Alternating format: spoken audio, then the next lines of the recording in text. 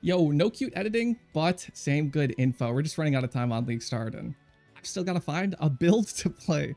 Something to actually lock down, and probably just so, you know, for everybody. Probably not going to do a guide, probably just going to be like, hey, this is what I'm playing. I'm just not too confident in making guides for things that I haven't really played or tested, right? I've not really done slams. I've not really done a lot of this stuff. I was kind of a caster main. I won't say the other word. For a little bit there. So, okay. Anyways, let's get into the new farms. The patch notes had a bunch of changes. There's a ton of new stuff added, and it's actually surprising how much this has the potential to shake up a lot of the endgame farming, which is pretty important, right? You've got your build, and then you've got what you're doing with it. So first off, I wanted to mention Blight. It's a pretty obvious one. We've got a new Blight Scarab. Scarab of the Blight Heart. Turns your Blight into one lane with only Blight rewards. Now, you could already do this, but you had to do it in Toxic Sewers, Core, and there might have been one other map. I forget. And what that strategy and what the Blight map farming, right? This is, you're in a T16 map and you're farming Blight maps to sell to people who are going to run those Blight maps. The strategy was to do really, really tight layouts because Blight, when it only has one lane, it forces that lane to give only Blight rewards. And so now with this Scarab, we might not have to run on these crappy layouts, which is really nice. And it right, that might sound like, well, let me run on a tight layout and save myself a Scarab. But the thing is, when you're doing that, it really narrows down what you can farm alongside Blight, right? You're kind of just like pigeonholed into maybe some essence stuff, you know, like heist contract, right? You're just like clicking some stuff, picking it up, because you're not going to do any expedition. You're not doing any extra Legion stuff. You know, like you lose out on so many different mechanics. You're losing out on the potential of div cards, and you might not even like running these maps anyways. And so this is like a really nice addition for Blight farming. Now we also have the Blight spawn notable on the Atlas tree. This grants Blight bosses in your maps have a 30% chance to add an additional reward chest when defeated. And one lane of Blight encounters in your maps is guarded only by Blight bosses. Now, this combined with the Scarab sounds like it's going to be it sounds like it's going to be crazy, okay? You're going to have one lane that's only guarded by Blight bosses. Okay, this is going to be a little bit rough. You probably won't be able to do this on day one unless you're playing like some Giga build and you're a Giga gamer. That sounds really rough, honestly, to have only Blight bosses. But hey, you know, it's there, and it seems like it's going to be a pretty great way to farm Blight maps. Now, there's two other ways to farm Blight maps that are going to be pretty good. You might be able to mix and match these a little bit, but it seems like they may kind of be, you know, like some of these are kind of mutually exclusive, and that's one of these, right? You're not going to do this next one with only one Blight lane, and that's the Templar Ingenuity Notable. So your Blight towers can be salvaged after the Blight encounter, higher tier towers granting better salvaged rewards. And salvage rewards are improved for each different type of tower built. So pretty much you just build a bunch of towers and you upgrade them. And then you get to, I assume, click them at the end. You know, there's something that happens. You're salvaging your towers and you get a lot of loot. Now, the interesting thing here is this might not even give Blight maps. This might just be a way for you, after Blight maps crash down in price, to pivot and still not have to totally respec your Atlas tree. Maybe it's just like a little bit, you know, you don't want to go through all of your pages right away on League Start and have to start buying Unmaking Orbs. This might be a cute little way to just give random loot.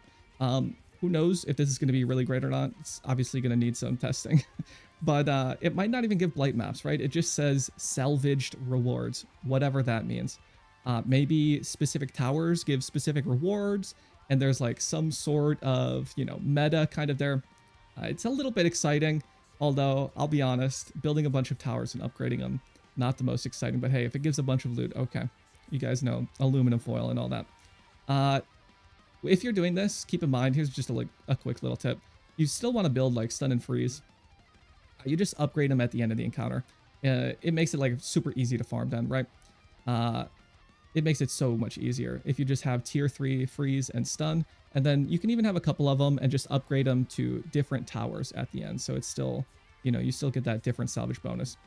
The third and final way for farming Blight maps is going to be Fungal Horizons. This is going to cause Blight chests to have 60 more chance to contain Blight maps. Sick. They removed some of that on the passive tree. I think you lose a little bit more chance to contain blight maps. Somebody can correct me in the comments. I'm sure 15 people are. And completing a blight encounter in your map grants all players blight reach. And we don't know the specifics, but blight reach grants a chance for maps to drop as blight maps. We don't know what the chance to drop the maps are. We don't know how long blight reach lasts. But this is a third way for you to farm blight maps without really having to juice up the blight tower too much, and instead doing it in combination with a map farm, which is going to be pretty lucrative.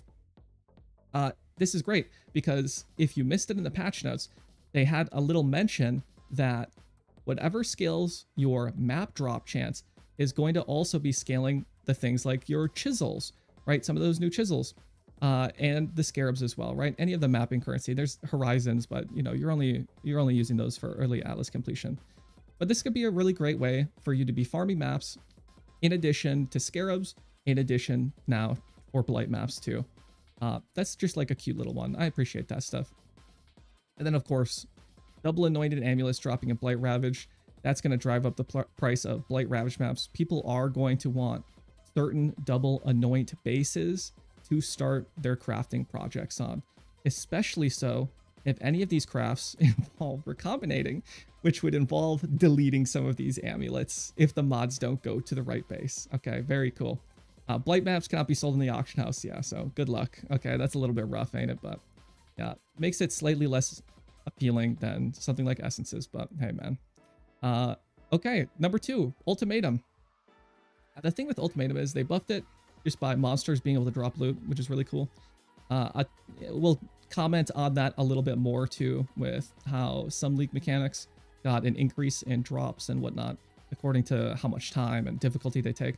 But the problem with this is it was really, really lucrative with the inscribed ultimatums, but that's only when everybody had all the access in the world to all the scarabs they could want, and all the scarabs were devalued to like such an insane degree last league. And League Start, these things might be priced more towards duos and trios, as they kind of like get that extra little bonus there with the like inscription rewards and all of that. You know, it makes like for a pretty good duo and trio farm, especially so where you kind of just get to trivialize a lot of the inscriptions by running with an aura bot and, you know, like never dying and killing everything. Otherwise, it's pretty cool. You know, we got buffs with the monster drop loots. Inscriptions were already great ways to farm Hella Divines, so, you know, ultimatum stonks. The third one, Ritual. This one's interesting. I don't know how good this one's going to be. Totally depends how many people are going to use a lot of the new stuff that's dropped. So the very first thing that Ritual has in 3.25 now is we get the old corpses back from, what was it? Affliction League, I believe it was. Was it Affliction? Yeah, no, it was Affliction League. Yeah. We get marionettes, you get other minions. I'm sure minion mains are really happy about this. They mentioned the auras are going to be a lot weaker, so it's probably not something everybody runs, but even just the marionettes alone, people are doing like the minion blessing setup with stuff like that. Mob Mischief can use the marionettes too, and that's a really cute little setup there without having to do like, you know, the golem memes and all that. So that's really cool. Corpses might actually be pretty valuable. There's a new Scarab that gives extra tribute for monsters, Ritual Scarab of the Wisp. I don't know if this has any extra interactions. It seems like it's just a cute way to have extra tribute from a Scarab. But yeah, it's like a Wisp follows you around and gives increased tribute. I don't, you know, if there was something more there, I feel like they would have said, but, you know, it's something to keep an eye out for. We get the new uniques. Really, it's the old stuff back from the Warlock marks. We have rings that give like Penance Mark is the one that everybody's talking about. And then the other two that I hear nobody talking about. But you get those rings, and there might be some more uniques in Ritual. They added some new uniques, you know, some things they don't talk about. So it's something to keep an eye out for, especially if these bases are really, really good for specific setups. It could be one of those things where everybody like sleeps on these rings. One dude makes a build with it, and then they start skyrocketing. So TLDR, just buy one, at least, of each. The fourth thing here, we have a new boss, which is found only from Ritual. This is another reason why Ritual is going to be kind of nice. You're going to get the King of the Mist boss encounter from it. Just a whole fragment from it. You get the Affliction uniques back. Now, I think, you know, some of them not so popular. The body armor, I don't even, I think that actually is core now. I forget what all the other ones are, but it feels like the important one. I forget them because they're, it feels like they were so not noteworthy. The new good thing though is the Brandis packs. These are like so solid on so many builds. You can get increased armor on these, increased physical damage, mana. You can get chaos res, and it completely will just cap your chaos resistance out for like 1 jewel socket. You know, that's pretty gnarly, dude. 2 points to go from minus 60. And like on some builds, you're going to like positive 90, right? Like it's almost too much depending on the places you put these.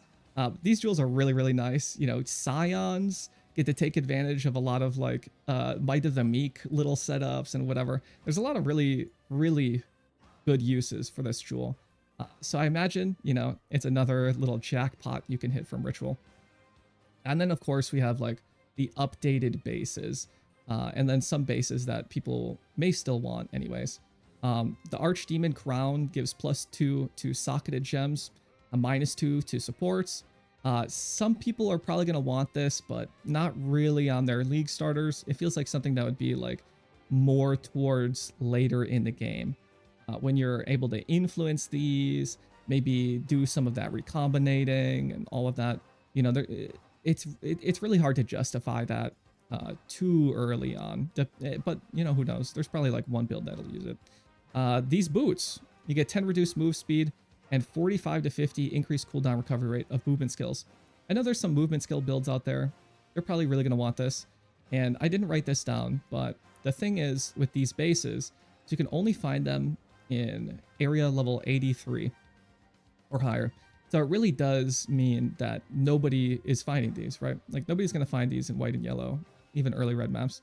It's really just like T16 farmers are where all of these new bases are going to be found. So that's really cool, right? It kind of like locks it out and lets you actually get something from the ritual instead of having the tens of thousands of people, you know, getting all of the random bases that anybody could want early on. And then we have the Pentient Mask. I don't know who's going to use this, but it has +4 max chaos res, but you're crushed, which means -15 physical damage reduction. For 4 chaos res, you know, like, geez, dude, giving up 15, you know, like, I think like, right, like, sure, divine flesh, whatever, but man, to give up like 15 PDR and then you're having to give up like your Eldritch Implicits too, which are going to be probably like Fizz Shift, if that's still on the helmet and they didn't like substitute that to only being on the body armor. Like, it's not just the PDR, like you're also giving up the Fizz Shift. You're giving up like maybe some recoup or whatever else you could get there. I'm just thinking of like Bone Shatter memes, right? You'd have Fizz recoup. Like, it feels like a lot to give up for some chaos res. Like, I'm good, dude. I'll just get more max Ellie res and do something else somewhere else. But that's Ritual. It got a little bit of a boost. I know there's a lot of people that really like doing rituals, so it's cool they got a little bit more to look for, especially with the corpses, especially with the new uniques and the boss encounter. Number 4, the way quantity and rarity of items drop from extra content has been changed. It's pretty interesting. So they specifically mention essences and delirium as one of those encounters where if it's more difficult or takes longer, then it should drop more loot, right? The philosophy here is if you're killing monsters, you get loot. If they're more difficult, you should get more and better. So I kind of divided some of these league mechanics into difficulty, which they've now coined as some, I guess, hidden stat called toughness. So here are like difficulty, toughness, time spent that influences how much you get from league mechanics. So tough league mechanics, you know, you could disagree with me, totally fine. Give me more engagement. But essences, beasts, they can be kind of tough early on, depending on mods and, you know, how like juicy of map you're doing. Expeditions with high number of remnants, right? If you're doing the Oppenheimer Keystone, just the one big boom and popping them all out, especially if you're using scarabs that add extra remnants. Like, man, they do get pretty rough, man. Ghosts, right? Doing ghosted things. Really, this kind of like goes with the ghosted exiles. I know people would do that for like chaos recipes or unique farming. It seems like stuff like that is going to drop more and better loot. under this new paradigm of toughness. Although, who knows how this will actually be balanced in reality. Things that'll just take time. I've put down like Legion, right? Legion can be a little bit rough, but you know, you kind of like, the rough of it is just like popping everything out, right? Once you have it popped out, if you can pop it out easy, you can probably kill everything pretty easy, right? Blight takes some time. Ritual takes some time. Harbinger, Delirium, Elva, Breach, Heist, Ultimatum. Ultimatum can be a little bit rough, but you know, it's more so just like don't click the dumb stuff, and it's rough when you have to, when you have that node that you don't get to choose all the negative modifiers anymore, right? That's when Ultimatum gets really rough. So I should put this here. Ultimatum with the nodes. I forget even what the node is. But now we have a kind of tough and takes time. And I feel like this is where like some of the big winners should be, given what they've told us. So that's stuff like Beyond, Harvest, Wildwood Wisps, Delirium. This is like high and deep deli, right? So you do faster deli on your tree. There's faster deli scarabs. It makes the Delirium ramp up so much harder. You can actually, depending on what maps you do and how deep you get into Delirium, you do maps that are more difficult than 100% deli, which is kind of crazy. But only really at that like last little end there on stuff like Tropical Island. You've got stuff like Abyss, Blight with the boss only lanes. That seems like it's going to be kind of rough, right? I'm not going to lie. Seems like there's going to be a lot of toughness in Blight boss only lanes. Then you have, like I just said, the Ultimatum with the node. I think is it the Keystone? It gives like 3 extra, and then it stops you from actually being able to choose all the downsides. So you can get really effed on that stuff. Number 5, we've got like Simulacrums. And this is pretty interesting too, because with Simulacrums, I feel like it might bring back Delirium mirror farming. We've got like an example little tree here, right? But Deli mirrors, they might be back because Sims are only 15 waves now, and those 15 waves are going to be so much more lucrative, right? They're faster to run. You get a fast pass through all of the trash that you had before, and you're just starting with the 15 good ones. And they buffed them even more than that to have a higher chance to give their specific Delirium uniques. So stuff like voices and those cluster jewels, right? That's really, really cool. And it might see the comeback of Delirium mirror farming if a lot of people are much more interested in just blasting Sims. Especially if they can set up like a nice little AFK build, some retaliation, something or another. You know, who knows what that new AFK sim build is going to be. But it could make a lot of people want to farm Sims, which means we could go back to actually doing Tropical Island, farming full Simulacrums every single map, and making decent currency instead of whatever it was now, which is like 26 chaos per Simulacrum. This would also make cluster farming a T17. And then you have deli mirrors for full Sims, right? So you'd have like actually 2 different ways to farm in Delirium instead of Delirium only being to farm clusters with high item levels and all of that. Could be some neat stuff there. We also have some random content additions here that I noted. Darkseer linking div card drops between maps and giving you that unique table. This is really, really cool just because this is exactly what I wanted when I saw the Divination Scarab of Curation. Unfortunately, that was priced way out of everybody's budget, just about. But now with the Darkseer, we get to link 2 maps, and so you can have your div cards swap between them. So we get to choose like some pretty nice layout maps and still have some good div cards to boot. Like that's really cool. And then anytime past that, you could just like get the free unique table if you find them. Of course, you can like regret, right? They're not permanent. You just like regret the maps and the links if you'd like. We also have Wildwood Wisps. Could be fun for extra juice in your map. My only problem is I really hope that it's not so good that people will start fishing for this and, you know, kind of just like ruin the fun of farming where it's like open the map, check for it. But I from the way it seems like this works, it didn't have like a little quest thing and you had to more stumble upon it in your map. And that's how it seems for all of these except Sentinels. Sentinel is at like the start of the map, but I don't see that being like that crazy, right? This seems like it's just like something you'll find in the map. So fishing for it really shouldn't be a big issue. God, I hope so. That's cool.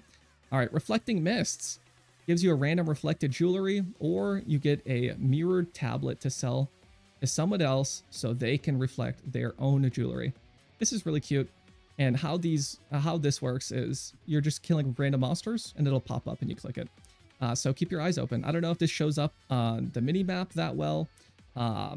You know, I would really hope so, because it's kind of just like you're killing packs of monsters and then like a little white circle, you know, pops up. It's like, geez, you know, if I miss a tablet and it's worth a few divs because of all the crazy jewelry memes, you know, that really sucks, man.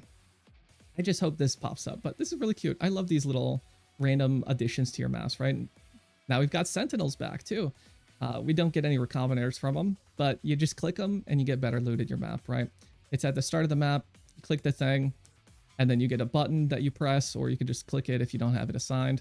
And the TLDR is just, you know, the red one you just use right away. The blue one, you want to get a big pack. And the yellow one you use on the boss if you got big balls.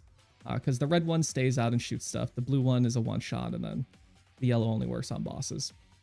If they even have the yellow one. Some of this might change, but I really doubt it. Like, it should just be consistent with what it was before. But hey, when in doubt, just read, you know. Bestiary farming. They added more gain to the base beasts, which is kind of cool. So, you know, bestiary farming's going to be very nice for all the beast farmers doing that, and whatever map you're doing. Now more gain is base, and it's not just like a scarab that you farm. They also were really vague about this. They said added some beast to the core game from the beast memory. Honest to God, it's probably just the stinky stuff, right? We're getting things like get a Shaper Guardian, gain a free use of map rafts, and getting a unique synthesis map. You know, they probably aren't adding all of the cool ones to the base beast, because otherwise who's going to farm the bestiary memories? Memories are probably better for super juicy beasts, priced more towards groups though. That's the unfortunate part, right? Is the bestiary memories that give all the juicy stuff. I think it's something like 20% chance for party members to get a copy. So they're really, really heavily incentivized towards running these in a group, or you join like Global 820 and you get a part of a rotation where everybody brings one memory and then you get to run all 6 of them. It just sounds really annoying to have to run it like that. I wish they would have changed this, but you know, man, if there's like only a few mechanics in the game where it incentivizes you to run with other players, like sure, dude, like what are we all gonna just like be playing alone, you know, with nobody else? Whatever, dude. Okay, last one here. Video's getting a little bit long. My apologies. Mapping supplies. We already talked about this a little bit, but it's good to highlight again. Mapping supplies are dropped according to map drop chance. So anytime you're farming T17s, right, which is just really it's farming maps, it'll be a great way to get the new chisels and some scarabs. This is probably the new scarab farm, just because that's how a lot of this stuff is, you know, worded in the patch notes. So you farm with mechanics that'll tend to drop maps. So we'll see what those are. I assume it'll be the ones that are tough and take time. So it's all going to be such a balancing act depending on how much they've changed the numbers and, you know, how new things. I really hope it's kind of like a little bit of a shakeup. That would be so fun. It could be really interesting though, right? New ways to farm scarabs, and not just kind of like the same old things where it's like, oh yes, number of rare monsters going up equals better, right? Who knows, man? Maybe some high delirium is gonna drop many more scarabs randomly in your mirrors and whatnot. We'll have to just wait and see. It seems real cool though. And you'll get the new chisels, right? These are, you know, it's all stuff that people are gonna want, so it's really cute. It'll be interesting to see what the balance between like map farming and like doing the extra league mechanics are, right? But the way it's worded is like you would be incentivized towards just spamming the cartography stuff, right? As many maps as you can, and then you just do some generic mechanics. Who knows though? Keep posted. Check out maxroll for some currency guides. Check out all the random YouTubers, right? I'm sure Fuv's gonna do some stuff. You know, like all the boys. Sushi's probably gonna be blasting some stuff. Keep an eye on all your currency boys. Milky too. Milky always does a great job doing all the tests and whatnot. Gets a great Google sheet together for a bunch of different farms. You know, shout out to my boy Milky. Unfortunately, it's 20 some minutes at the end of the video. Anyways, I'll see you guys in the next video. Keep it posted for all the builds. I hope you guys have fun on League Start. All right, bye.